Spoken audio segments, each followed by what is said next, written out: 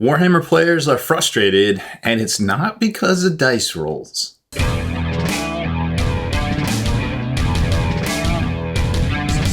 Spiky Bits. Welcome back, Hobby Maniacs. I'm Rob Bear from SpikyBits.com, and today I wanted to talk to you about your minis. Have you felt like getting new minis lately is more like winning a lottery? You know, when that lottery keeps selling out in minutes, players are turning to an unexpectedly expected solution, which is 3D printing. So here's the deal. For nearly 4 years now, Games Workshop has been rationing out the new releases, and we're talking about stores getting 3 copies of a model total. The recent Death Guard Lord of Poxes and the World Eaters Slaughterbound were basically gone in minutes online, gone in minutes in store, and if you didn't refresh any of those pages at the right second, too bad. But somehow, some eBay sellers, aka scalpers perhaps, got their hands on literally dozens. It doesn't make any sense. That doesn't make any sense! So even when these models pop up in Battle Force boxes, as we saw with these two, it doesn't help much either. You still have to fight allocations, and these boxes vanish just as quickly.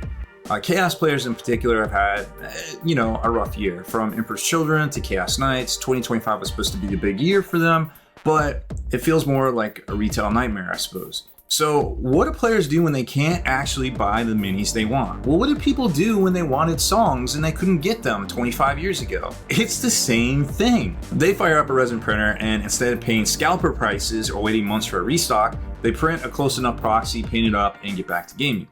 Conversions and third-party bits are still around, but 3D printing is the fastest way around the scarcity wall, we'll call it now. And here's the kicker. Games Workshop isn't helping. They said they expect to sell out of almost every release. It might look great on paper for Games Workshop, but it's turning players against them. When you can't get what you want, you're gonna either spend your money on something else or get a close approximate.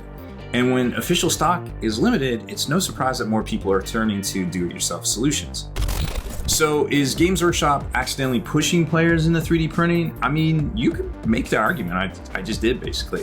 The bottom line is simple. Players want more minis on the table and not endless refresh cycles or scalper prices.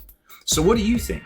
Has 3D printing or, comparable alternatives become the new norm for Warhammer? Thanks for watching. Supporting us is super easy. Just click on the article links provided, subscribe, or follow us right here. And remember, next time you're searching for the best Warhammer news, type Spiky Bits into Google to get the most accurate info. See you in the next one.